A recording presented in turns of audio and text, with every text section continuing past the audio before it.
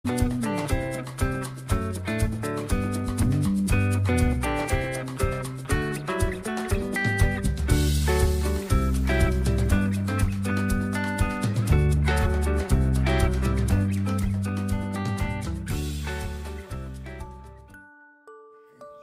জানাই সুপ্রভাত। আশা করি সকলে খুব ভালো আছো, আর আমরাও বেশ ভালোই আছি। বেলা কিন্তু অনেকটাই হয়ে গেছে, 1টা বেজে গেছে। তো আমরা চলেছি এখন আসাম রাজ্যের শিবসাগর টাউনের উপর দিয়ে। প্রচুর কিছু কিন্তু দেখার আছে এই শহরে, কিন্তু সময়ের অভাবে বোধহয় কিছুই করতে পারলাম না। সেসব নিয়ে দুঃখ করে লাভ নেই, কারণ হচ্ছে পরে না হয় সময় সুযোগ করে আবার আসাই যাবে। তো দেখো, রাস্তার দুপাশে চা বাগান শুরু হয়ে গেছে। শিলং থেকে যদি শুরু করো তাহলে কিন্তু প্রায় 450 কিলোমিটারের বেশি পথ আমরা চলেই এসেছি। নেক্সট গন্তব্য ডিব্রুগড়, সেটাও শিবসাগর টাউন থেকে প্রায় 74 কিলোমিটার। ঘন্টা 1.5-2 তো টাইম লাগবেই। দুপুরবেলা এরকম পেট ভরে খাওয়া দাওয়া করে গাড়ি জার্নি করলে মানে দুলুনির চোটে একটুখানি ঝিমুনি কিন্তু এসেই যায়। তারপরে সবাই মিলে যদি ঘুমোতে থাকি, যে গাড়ি চালাচ্ছে তার কতটা সমস্যা হয় ভাবো। তো সেই কারণে আমরা কি করি, বক বক করতে থাকি। আজকেই যেমন এই জার্নিটাতে এখন মানে আসামের বিভিন্ন জায়গা নিয়ে গল্প করতে করতে এগোচ্ছিলাম। তা বাঙ্কুর বাবা সমানে বোঝানোর চেষ্টা করে যাচ্ছিল আমাকে যে ডিব্রুগড় আর ডিগবয় হচ্ছে একই জায়গা। মানে এত সুন্দর যুক্তি দিয়ে বোঝাচ্ছে যে আমি প্রায় কনভিন্সডই হয়ে গেছিলাম। তবে একটা ভালো জিনিস কি, এই বক বক করতে করতে এই ঘন্টা 1.5 টাইম যে কিভাবে কেটে গেল বুঝতে পারলাম না। সামনেই চলে এসেছে ডিব্রুগড়ের জগন্নাথ মন্দির। তো আমরা নামবো এখানে, দেখবো এখানে, আর তোমাদেরকেও দেখাবো। অকেশনালি বা যে কোনো ছুটির দিনেই ভিড় হয়তো বেশিই হয় এখানে, তবে আজকে যেহেতু একদম সপ্তাহের মাঝখানে, সেই কারণে মানে খালি খালি তো লাগছে। এই যে কার পার্কিং এরিয়া সামনেই, তো আমাদের গাড়িটাও পার্ক করে রেখে তারপর মন্দিরের ভিতরে ঢুকবো। চলো তাহলে যাওয়া যাক।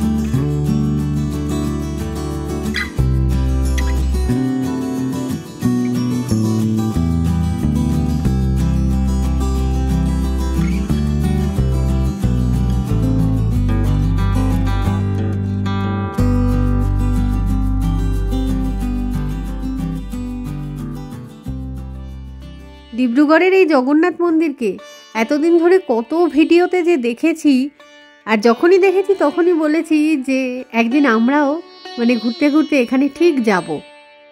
তো সেই কারণেই আজকে এখানে এসে এত ভালো লাগছে, দারুণ মানে দারুণ একটা ফিলিংস হচ্ছে, বোঝাতে পারবো না। এখনো কিন্তু আমি ক্যামেরাতে মন্দিরের বাইরের দৃশ্যই দেখিয়ে যাচ্ছি, কারণ ভিতরে তো এখনো আমরা ঢুকিইনি। বাইরেটাই যদি এত সুন্দর হয়, ভিতরটা না জানি কত সুন্দর হবে। তো আগে তো জুতো খুলতে হবে, নিশ্চয়ই কোনো জুতো রাখার কাউন্টার রয়েছে, সেখানে জুতো খুলে রেখে আমরা ভিতরটায় ঢুকবো। এই যে এটাই হচ্ছে মেন এন্ট্রান্স গেট।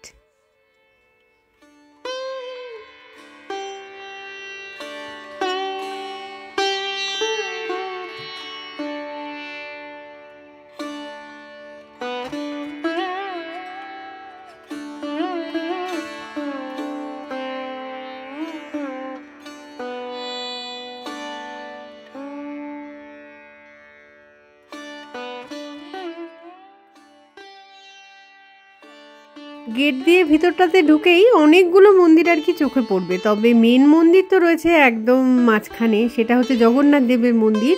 আশেপাশে সবগুলো ছোট ছোট অনেক মন্দির রয়েছে, সবগুলোই কিন্তু আমরা দেখব।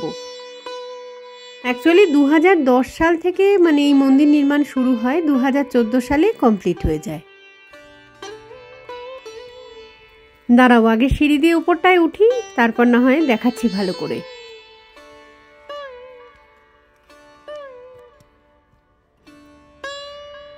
এই যে এটাই হচ্ছে মেন মন্দির, জগন্নাথ দেবের মন্দির। তো আশেপাশে অনেকগুলো ছোট মন্দির, সেগুলো ওই উপরটা থেকে খুব সুন্দরভাবে মানে দেখা যাচ্ছে। একবার সেটা আগে দেখে নিই, তারপর সবকটা মন্দিরের ভিতরে তো ঢুকবো অবশ্যই। ঘড়ির কাঁটায় বেলা এখন 3:30। তো খেয়াল করে দেখবে যে কোনো বাল্ব কিন্তু মানে কেটে যাওয়ার আগে বেশি পাওয়ারফুলভাবে জ্বলে, তারপরে দপ করে নিভে যায়। এই মুহূর্তে সূর্যদেবেরও একই অবস্থা, মানে অস্ত যাওয়ার আগে একটুখানি বেশিই জ্বলজ্বল করছে যেন। কি সুন্দর দেখাচ্ছে তাই না? তবে ভিতরটায় কিন্তু ছবি তুলতে দেয় না, আমি একটু বাইরে থেকেই ক্যামেরা বন্দি করছি।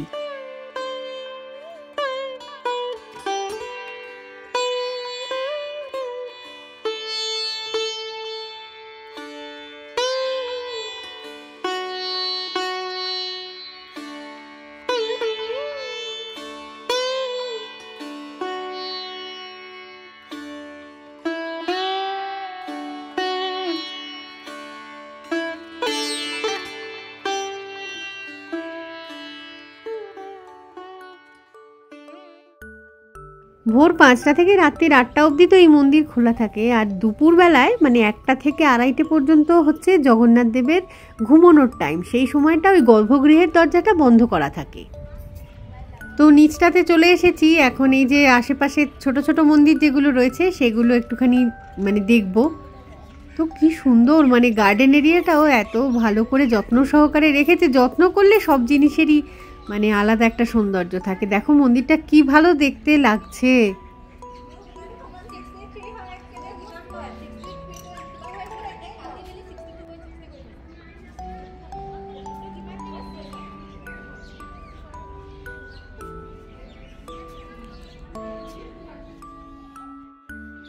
এখানের এই যে মেন টেম্পল মানে জগন্নাথ দেবের যে টেম্পলটা, সেটা কিন্তু 85 ফুট উঁচু।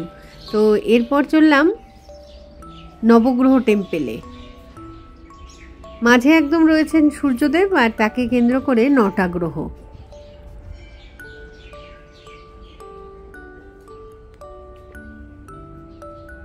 নবগ্রহ টেম্পলের মূর্তিগুলোকে তো দেখিয়ে ফেললাম, কিন্তু মন্দিরটাকেই তো বাইরে থেকে একবার দেখাতে হতো, সেটা ভুলেই গেছি।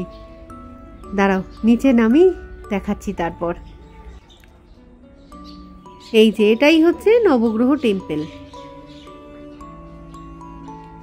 ভালোই হয়েছে যে বেশ খালি খালি রয়েছে, সেই কারণেই এত সুন্দর করে দর্শন করতে পারছি। আর একদম পারফেক্ট টাইমে কিন্তু আমরা এসে পৌঁছেছি। একটু আগে এলেই সেটা ছিল জগন্নাথ দেবের ঘুমের টাইম। আচ্ছা, এটা হচ্ছে রাম দরবার, মানে রাম লক্ষ্মণ সীতা মাইয়ার মন্দির। তো বজরংবলী তো অবশ্যই থাকবেন সেখানে। দাঁড়াও একটু কাছ থেকে দেখাচ্ছি আরো।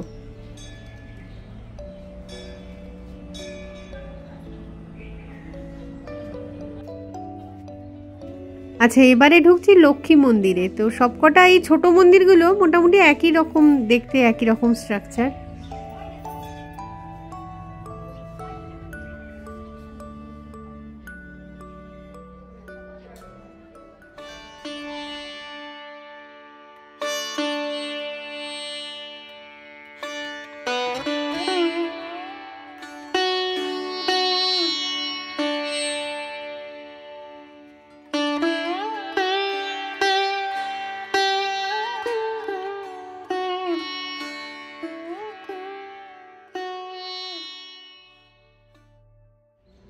টুকটুক করে সবকটা মন্দির হেঁটে হেঁটে ঘুরতে কিন্তু অনেকটাই সময় লাগছে। তো এবার ঢুকছি হনুমান মন্দিরে। মনের মধ্যে আলাদা একটা ভালো লাগা কাজ করছে, এতগুলো মন্দির একসাথে দেখা হচ্ছে। তো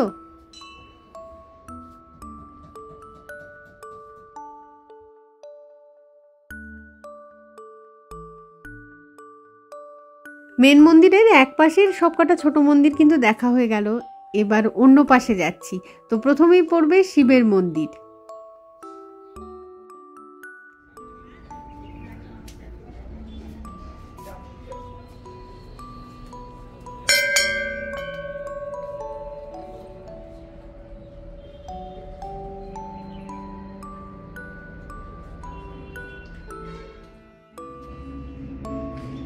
সামনে থেকে সূর্যটাকে দেখতে কি সুন্দর লাগছে, মনে হচ্ছে ওই মন্দিরটার পেছন দিকে আর কি অস্ত যাবে সে। আর এই মন্দিরের সামনে মুশিকের মূর্তি দেখেই বুঝে গেছি যে এটা সিদ্ধিদাতা গণপতির মন্দির।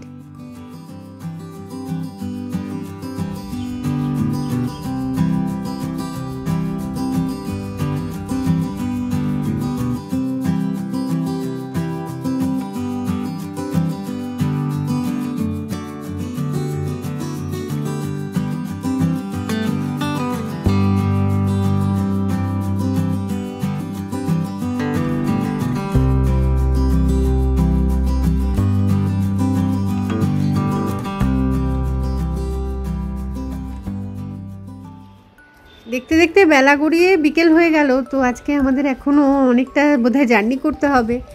তো চলো তাহলে এই মন্দির থেকে এবার বেরোই। বাইরেটাতে কয়েকটা দোকানপাট আছে, সেগুলো না হয় দেখাই একটু তোমাদের।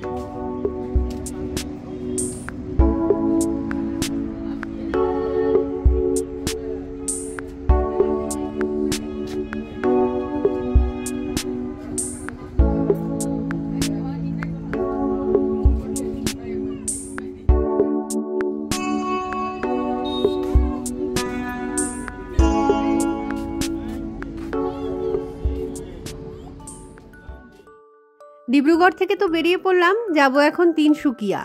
তো সেখানেই আমাদের নাইট স্টে করার কথা, হোটেলও বুক আছে। তো 50 কিলোমিটার, আরও সেই জন্যই যেতে হবে, সময় লাগবে 1 ঘন্টা। তো পৌঁছতে পৌঁছতে সন্ধে হয়ে যাবে একদম। গতকাল রাতে তিনসুকিয়া পৌঁছে আর ভিডিও কিছু করিনি, কারণ অনেকটাই টায়ার্ড ছিলাম। তো হোটেলের ভিতরটাও আর দেখাইনি, ভাবলাম আজকে সকাল সকাল না হয় শেয়ার করি একটু। আমাদের হোটেলগুলো এবারে দারুণ সুন্দর হচ্ছে। তেজপুরেও ভালো পেয়েছিলাম আর তিনসুকিয়াতেও। এটা তো হচ্ছে অ্যাকচুয়ালি একটা 2 বেডরুম অ্যাপার্টমেন্ট। রান্নার সমস্ত ব্যবস্থাই রয়েছে এখানে। তো আমি সকাল সকাল একটুখানি চা বসাবো এখন।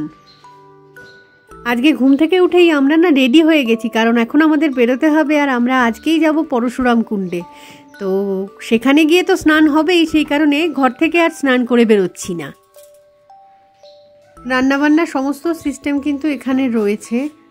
তো আমরা শুধু চা খেয়েই বেরিয়ে যাব। জলখাবারটা বাইরে গিয়ে আর কি পথে কোথাও খেয়ে নেব।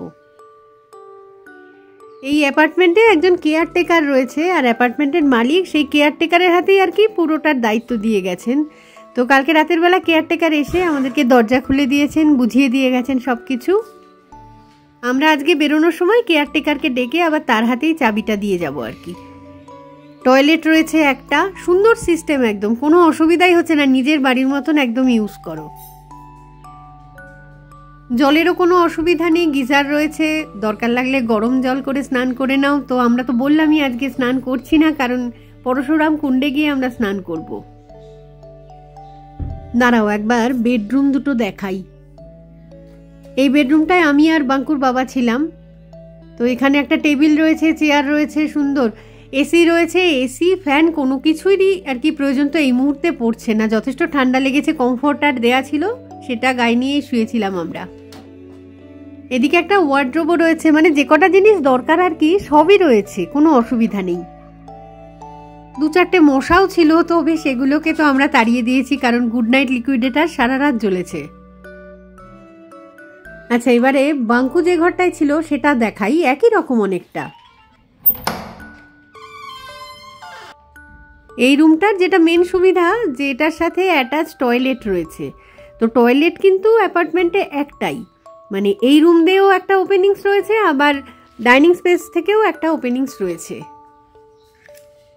আমি আসলে শেষ মুহূর্তে ভিডিও করতে করতে না মানে চেক করে নিচ্ছি যে ঘরের মধ্যে আমরা কিছু ছেড়ে গেলাম কিনা। আজকাল আসলে কোথাও ঘুরতে গেলেই সোনুবাবুদের জন্য একটুখানি পেট ফ্রেন্ডলি হোটেল না হলে আমাদের বেশ অসুবিধা হয়। জার্নিতে আজকে একটুখানি মানে টায়ার্ড লাগছে। তো যাই হোক, আমরা এখন এসেছি তিনসুকিয়াতে। গতকাল এসে পৌঁছেছি সন্ধেবেলায়। গতকাল সন্ধেবেলায় এসে পৌঁছেছি তিনসুকিয়াতে। তো সেখানেই রয়েছি। এটা একটা অ্যাপার্টমেন্ট আর কি, 2 BHK ফ্ল্যাট। তো সেটাই আর কি ভাড়া বলছি, সরি, মানে একদিনের জন্য বুক করেছিলাম।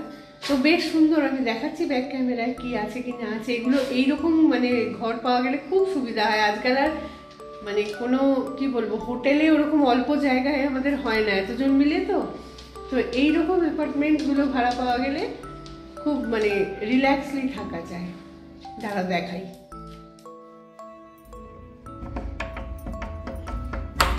একটা বারান্দা আছে এখানটায়।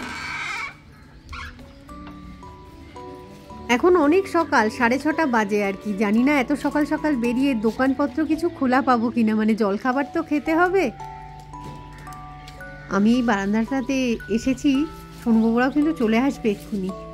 এই দেখো অলরেডি এসে গেছে সবাই পেছন পেছন। আর এই জায়গাটায় প্রচুর পায়রা। ওই যে নিচে আমাদের গাড়িটা পার্ক করা রয়েছে, ওই যে ওখানে আমাদের গাড়ি পার্কিং করা রয়েছে।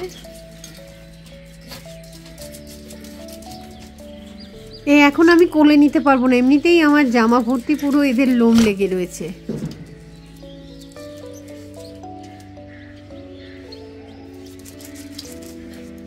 নতুন একটা শহর, বেশিক্ষণ সময় থাকতে পারবো না, এই বুড়ি ছোঁয়ার মতন আর কি ছুঁয়ে যাওয়া।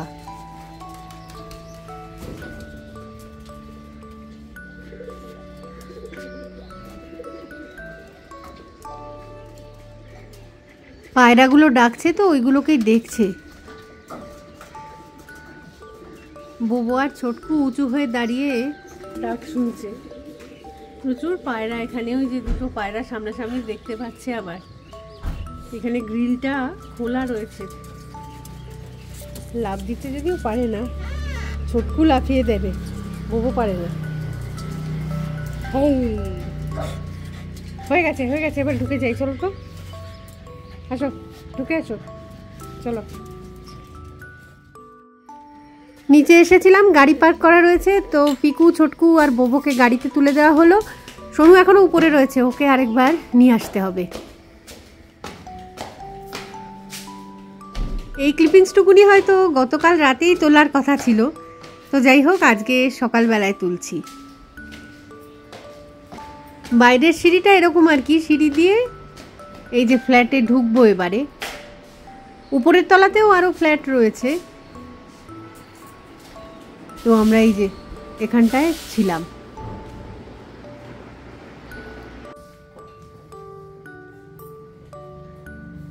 এটা হচ্ছে ডাইনিং স্পেস, আর এখানে না ওয়াইফাই ফ্রি আর কি, পাসওয়ার্ডটা এই দরজায় লেখা রয়েছে।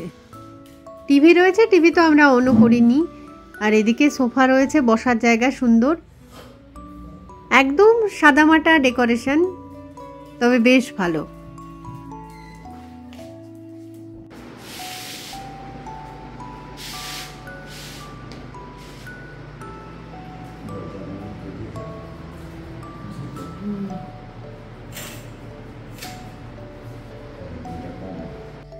উপর থেকে সবকিছু চেক করে এই যে নিচে চলে এসেছি। দেখো সোনুবাবুদের সবাইকে দেখা যাচ্ছে গাড়ির ভিতরে, আমরা রয়েছি বাইরে।